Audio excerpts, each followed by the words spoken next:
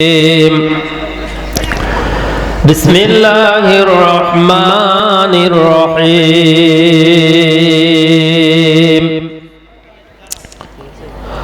الذي خلق الموت والحياة ليبلوكم أيكم أحسن عملا وهو العزيز الغفور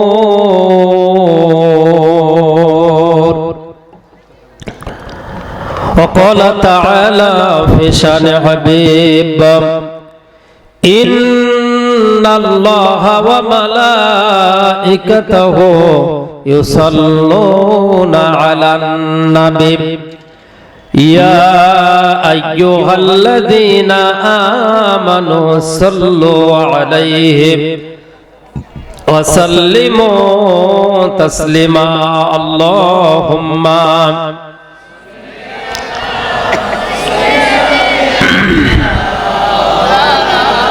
وعلى آل سيدنا شفيعنا محمد لا إله إلا الله جوڑ لا إله إلا الله যার দিলে আছে আমার আল্লাহর ভয় যার মনে আছে আমার আল্লাহর ভয় আল্লাহ আল্লাহ সব সময় আহার নিদ্রা ভালো লাগে না এই দুনিয়া ভালো লাগে না ভালো লাগে শুধু ইল্লাল্লাহ লা ইলাহা ইল্লাল্লাহ জোড়ে লা ইলাহা জোড়ে লা ইলাহা ইল্লাল্লাহ ফুলের গায়ে থাকলে মধু ভ্রমর যেমন আসে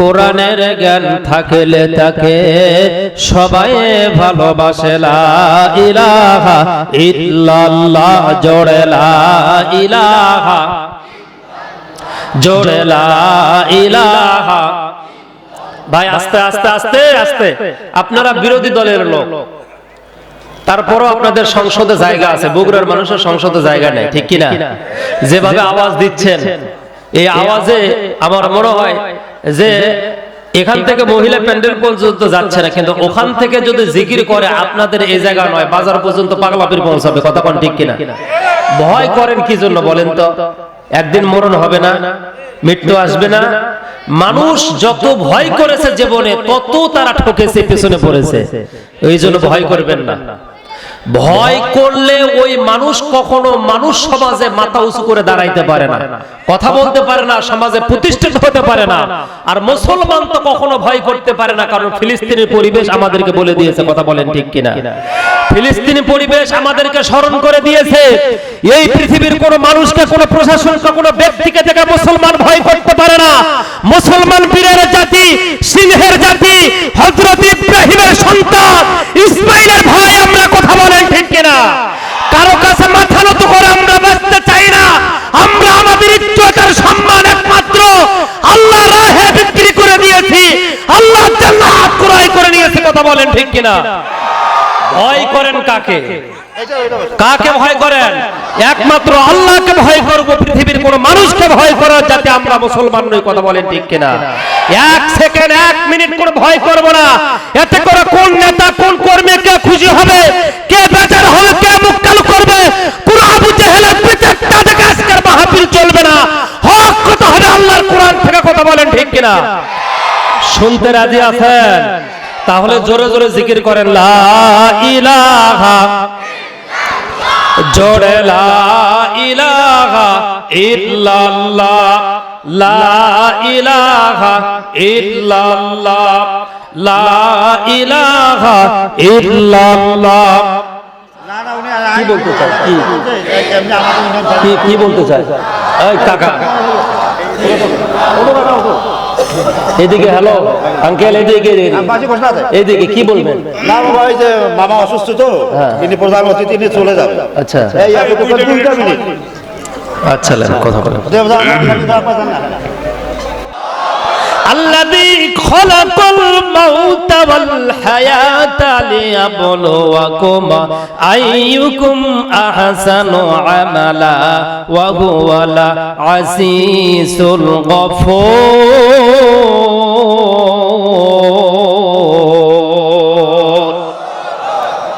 হায়াত আর মৌতের মাঝে যে সময় দিয়েছে, এই সময়ের বিষয়ে আপনার কাছ থেকে পরীক্ষা নেওয়া হবে। 70 বছর পৃথিবীতে বাঁচলে 1 নয় 2 নয় 6,13,232 ঘন্টা সময় আপনি পৃথিবীতে পান বাজার। একটা সেকেন্ড, একটা মিনিট, একটা ঘন্টা, একটা দিন, একটা রাত, একটা সপ্তাহ, একটা মাস, একটা বছর, প্রত্যেকটা সেকেন্ডের আল্লাহ পাক হিসাব নিবে। ইযা জাআত লাকুম লা ইস্তাখিরুনা সাআতান ওয়া লা ইস্তাকদিমুন।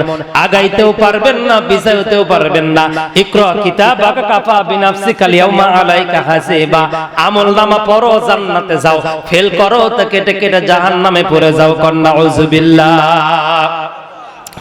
আমার ভাইয়েরা, আব্দুল্লাহ ইবনে মাসউদ কতবার রাসূলকে স্বপ্ন দেখেছেন? 500বার স্বপ্ন দেখেছেন। শুধুমাত্র স্বপ্ন দেখলেন তা নয়, মৃত্যুর পরে তার লোমের গোড়া দিয়ে আল্লাহ আল্লাহ জিকির আসে। হযরত ওসমান গনি তখন খলিফা ছিলেন। হযরত ওসমান গনি বলেন, আমি অনেকগুলো উটে দিরহাম ভরায় নিয়ে, অনেকগুলো উটের উপরে আমি খুরমা খেজুর নিয়ে 10 বছরের জন্য খাবার আমি রিজার্ভ করে নিয়ে আব্দুল্লাহ ইবনে মাসউদের বাড়িতে চলে গেলাম। বাড়িতে যাওয়ার পরে আব্দুল্লাহ ইবনে মাসউদ রাদিয়াল্লাহু তাআলা আনহু বললেন, ও ওসমান গনি কি নিয়ে আসছো? বলে, হুজুর আপনার বাড়িতে যেহেতু 21টা মেয়ে জামাই সবগুলো শহীদ হয়ে গিয়েছে, দ্বীনের জন্য, ইসলামের জন্য রক্ত দিয়ে, জীবন দিয়ে, কোরআনের আন্দোলন করতে গিয়ে যারা জীবন দিয়েছে, ওই শহীদ পরিবারগুলো আপনার বাড়িতে আছে হুজুর। আমি 10 বছরের জন্য যা খাবার লাগে আমি নিয়ে আসছি হুজুর, এগুলো আপনার বাড়িতে রাখেন, আপনি একটু মেহেরবানি করে গ্রহণ করেন। না গ্রহণ করলে, না নিলে হয়তো বা হাসর ময়দানে কিয়ামতের দিনে আল্লাহ পাক আমারে ধরবে। আব্দুল্লাহ ইবনে মাসউদ বললেন, ওয়াইটিনসে অপেক্ষা করো, ইজলিস, তোমার যারা সাথে আসছে তারা বসে পড়ো। আব্দুল্লাহ ইবনে মাসউদ হযরত উসমান গনি রাদিয়াল্লাহু তাআলা আনহুর হাত ধরে বাড়ির ভিতরে নিয়ে গেলেন। নিয়ে যাওয়ার পরে যে ঘরে রান্না হয়, রান্নার ঘরে নিয়ে গিয়ে বললেন, দেখো তো কিছু দেখা যায়? বলে, হুজুর কোনো খাবার নাই, আলু নাই, এরপরে কফি, লাউ, কোনো কিছুই নাই। ডিম তো নাই, কারণ প্রধানমন্ত্রী বলছে শীতের দিন মুরগি ডিম পারে না, সেই জন্য দাম বেশি। মুরগির খাদ্যর দাম কমাইলে দাম কমে যায়, ওইটা তোমাদের হুঁশ কেন হয় না? কথা কোন ঠিক কিনা? আমার ভাইয়েরা, আমার বন্ধুগণ, আব্দুল্লাহ ইবনে মাসউদ রাদিয়াল্লাহু তাআলা আনহুর প্রত্যেকটা খাবারের ঘরে ঘরে ঢুকলেন। ঢোকার পরে দেখলেন কোনো খাবারের বাজেট নাই। চুলার পারে গেলেন, চুলাতে আগুন নাই। আমার ভাইয়েরা, আমার বন্ধুগণ, হযরত ওসমান গনি বললেন যে আমি আশ্চর্য হয়ে গেলাম, আপনার যে খাবারের রুম রয়েছে, এই রুমে কোনো খাবার নাই। চুলাতে কয়েক বছর হলো আগুন জ্বলে না। 21টা মেয়ে সহ, আপনি জামাই সহ প্রায় 50-100 জন, এতগুলো মানুষ আপনারা খানকে? আব্দুল্লাহ ইবনে মাসউদ রাদিয়াল্লাহু তাআলা আনহু, আব্দুল্লাহ ইবনে মাসউদ রাদিয়াল্লাহু তাআলা আনহু কোরআনুল কারীমের একটি আয়াত, একটি সূরা তেলাওয়াত করলেন এবং 2 রাকাত নামাজ আদায় করলেন। কোন সুবহানাল্লাহ। এই কর্তৃপক্ষ বেশি ডিস্টার্ব করতেছে। এতক্ষণ আমি বুঝি না, কেবল বুঝলাম। কর্তৃপক্ষ বেশি ডিস্টার্ব করতেছে। ভেঙে যাবে মেলা, কিন্তু আমি বুঝাইতে পারবো না। আমি আপনাদেরকে অনুরোধ করতেছি, এখানে কোনো নড়াচড়া হবে না, কোনো কথা হবে না। যতক্ষণ ওয়াজ থাকবে আপনারা এখানতে একান্ত লোক বসে থাকেন, আর ওইদিকে আপনারা মিটেন। এখানে নড়াচড়া করা মানে আমি এদিকে আকর্ষণ করতেছি, মানুষ ওইদিকে ডাকতেছেন, ওইদিকে সবাই দেখতেছে। বাঙালি তো যাই বল আই রে, তার সাথে যাই রে, বোঝা শোনা নাই রে, পেটন খাই রে, তারপরে হুঁশ হয় রে। কথা কয় না কে? যতই শোনা দিয়া কথা বলেন শুনবি না, ওই দিকেই দেখাই লাগবে কি বুঝে একটু হলো না। আপনাদের তো ভাষা কি হল, এলাই ধরে আয়। তো যাক, আপনারা আমরা একই বিভাগের লোক, বুঝলেন না? আমরা হলো গাইবান্ধা, আপনার হলো রংপুর। তাই বলে অবহেলা করবেন না। আমরা বাড়ি গাইবান্ধা, আমরা আল্লাহর খাঁটি বান্দা। আমার মনে কোনো নাই খারাপ ধান্দা। জোরে কোন সুবহানাল্লাহ। কষ্ট হয়? তাহলে প্রত্যেকটা ঘরে গেলেন, কি নাই? চুলাতে কোনো আগুন জ্বলে নাই বছরের পর বছর। খাবারের ঘরে ঢুকলেন, ঢোকার পরে কিচেনের নেমে কোনো খাবার নাই। আশ্চর্য হয়ে গেল। আব্দুল্লাহ ইবনে মাসউদকে প্রশ্ন করলেন, হযরত ওসমান গনি, হুজুর মেহেরবানি করে বলবেন খাবার কোথা থেকে আসে? বলে কোরআনুল কারীমের এই সূরাটা তেলাওয়াত করো, 2 রাকাত নামাজ আদায় করো। 2 রাকাত নামাজ আদায় হয়ে গেল, কোরআনুল কারীম সূরাটা তেলাওয়াত করা হয়ে গেল। গেটের সামনে লম্বা লম্বা সাদা সাদা পোশাক পরে কিছু খাবার পরিবেশন করার জন্য লোক দাঁড়িয়ে গেল।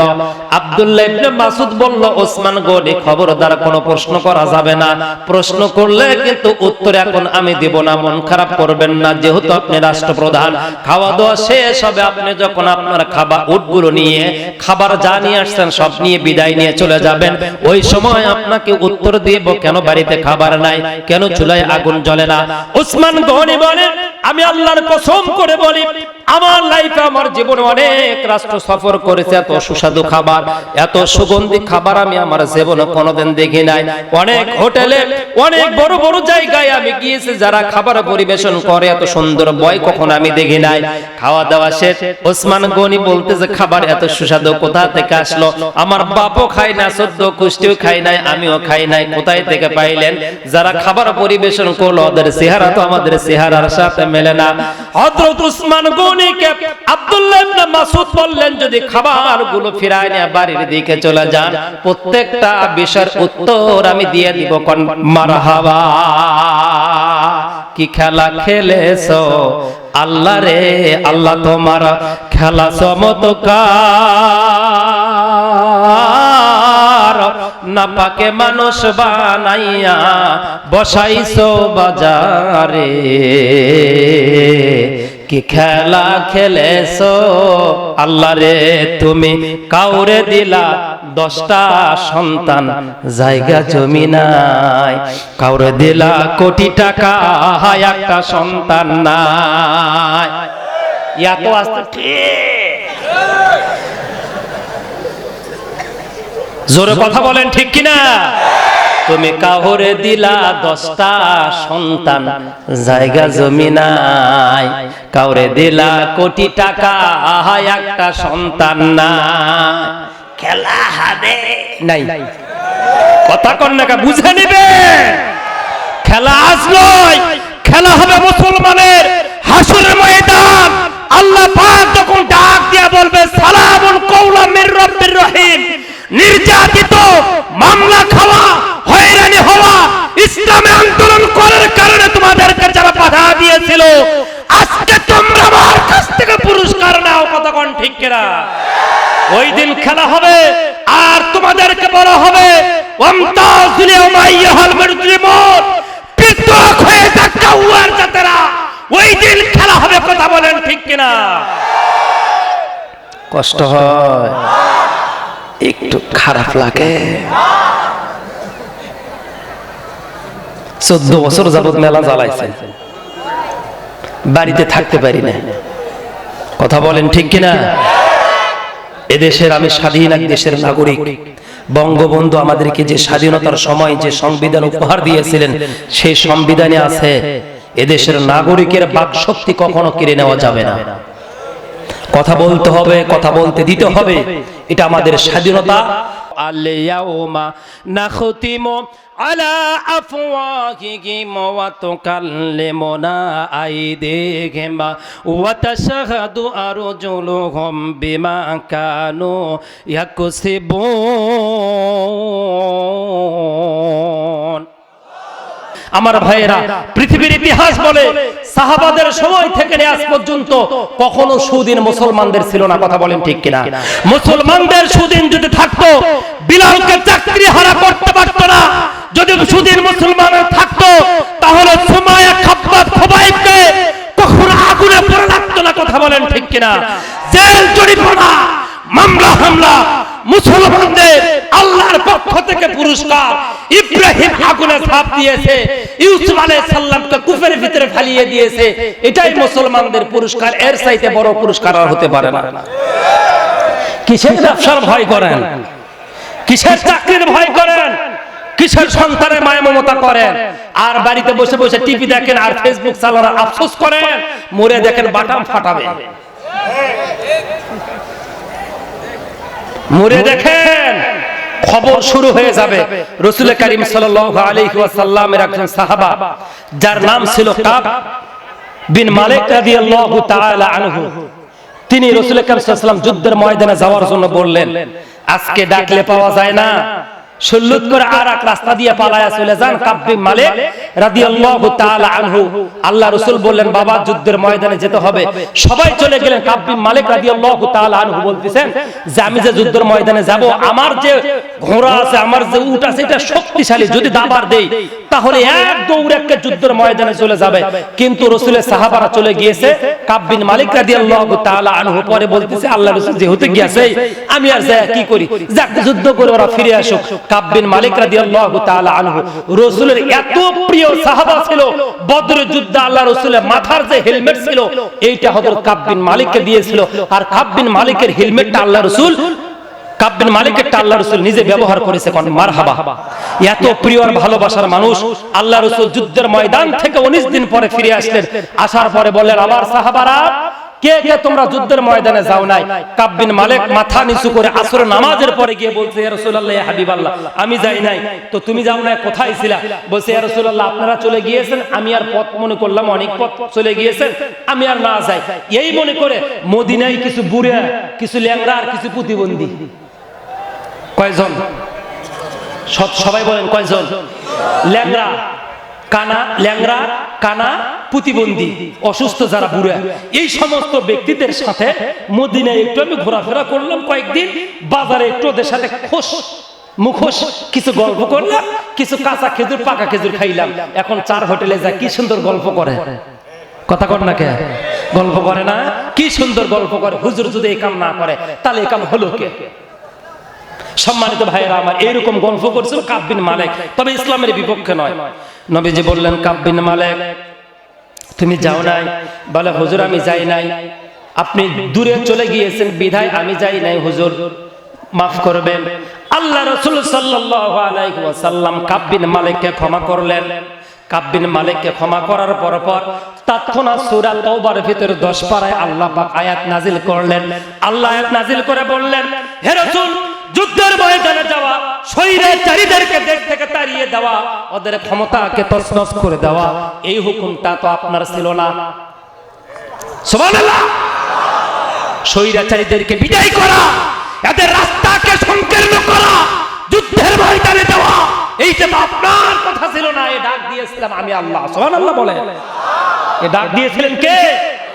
সূরা তওবা খুলে দেখেন 10 বার আমি জায়গায় আছি, প্রমাণ করে দিয়ে যাব এ ডাক আমি দিয়েছিলাম। আপনি কাব বিন মালিককে কোন কারণে, কিসের কারণে, কোন ভালোবাসার জায়গা থেকে ক্ষমা করলেন? ওরা রাজপথে নামলো না কেন? ন্যায় সংগত অধিকার মানুষের হরণ যারা করেছে তাদের বিপক্ষে তারা নামলো না কেন? বিধবার কাজ যারা মেরে খায়, যারা বয়স্ক ভাতার টাকা মেরে খায়, তাদের বিপক্ষে আন্দোলন তারা করলো না কেন? করোনার সময় যারা টাকা মেরে খাইছে, এখনো যারা রোড ব্রিজ কালভার্ট যারা মেরে খায় তাদের বিরুদ্ধে আন্দোলন হয়, ওরা নামে তাদেরকে আপনি ক্ষমা করলেন কেন? কেন ক্ষমা করলেন? কেন ক্ষমা করলেন? আল্লাহর কোরআন 10 পারার ভিতরে সূরা তওবা বলেছে। কি কারণ আপনি ক্ষমা করলেন? ওরা আন্দোলনে যায় নাই কেন? চাচা, ও চাচা, কাব বিন মালিককে রাসূল বলছে ক্ষমা করে দিলাম, আর আল্লাহ পাক বলছে আপনি ক্ষমা করার কে? স্বৈরাচারীরা যতক্ষণ পর্যন্ত নিপাত না যাবে ততক্ষণ পর্যন্ত কোরআনের কথা অবশ্যই আন্দোলন করতে হবে। রক্ত দিয়া, জীবন দিয়া, সন্তান দিয়া, স্ত্রী দিয়া, পরিবার দিয়া, সবকিছু ত্যাগ করে তারপর রাজপথে থাকতে হবে। সূরা তাওবা 10 পারা কোন সুবহানাল্লাহ।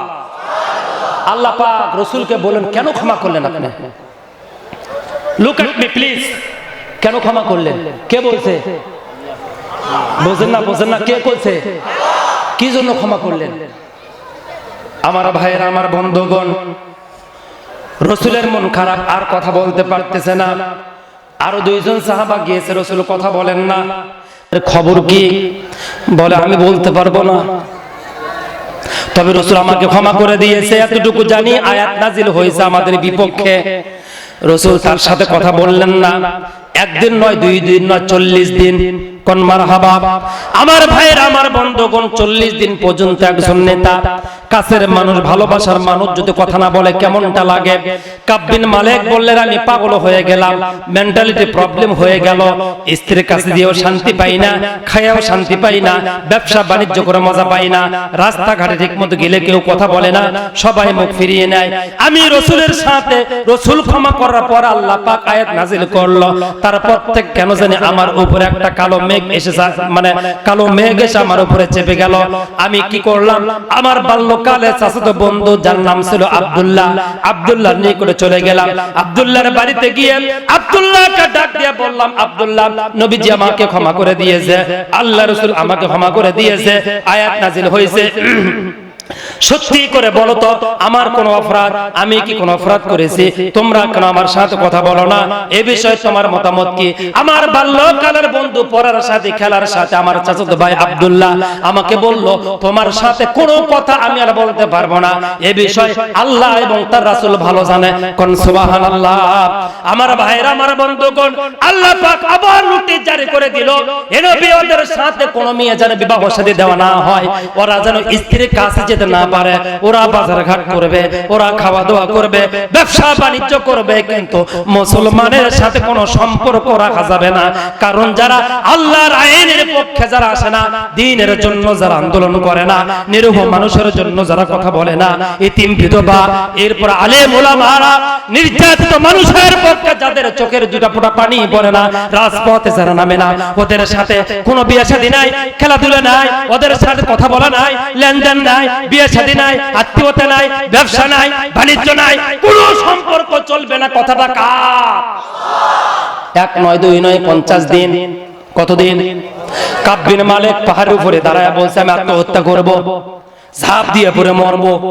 আমার আল্লাহ আয়াত নাজিল করছে আমার বিপক্ষে, রাসূল আমার সাথে কথা বলে না, সাহাবারা কথা বলে না, স্ত্রীর কাছে যাওয়া যাবে না, আমি মরে যাব, আমি যাব না, এই কথা বলে কাব বিন মালিক রাদিয়াল্লাহু তাআলা আনহু 1 নয় 2 নয় প্রায় কয়েকদিন পর্যন্ত পাহাড়ের উপরে থাকলেন, কাঁদাকাটি করলেন। একদিন ফজর নামাজের পরে কাব বিন মালিক আল্লাহর কাছে হাত তুলে বলছে, আল্লাহ তুমি যদি ক্ষমা করে দাও, আল্লাহ একটি ভুলের কারণে আমার জীবনে কোনো যুদ্ধ মিস করি নাই, দ্বীনের জন্য কোনো হুকুম আল্লাহ রাসূলের অমান্য করে নাই, একটা মাত্র যুদ্ধ আমি যাই নাই পিছে পড়ে যাওয়ার কারণে, আল্লাহ তুমি যদি ক্ষমা করে দাও, আমি কাব বিন মালিক সমাজের কাছে আমি সম্মানিত, স্ত্রীর কাছে সম্মানিত, বন্ধুদের কাছে সম্মানিত, রাসূলের কাছে সম্মানিত, আল্লাহ তুমি আমারে ক্ষমা করে দাও, আত্মহত্যা মহাপাপ, আত্মহত্যাও করতে পারি না।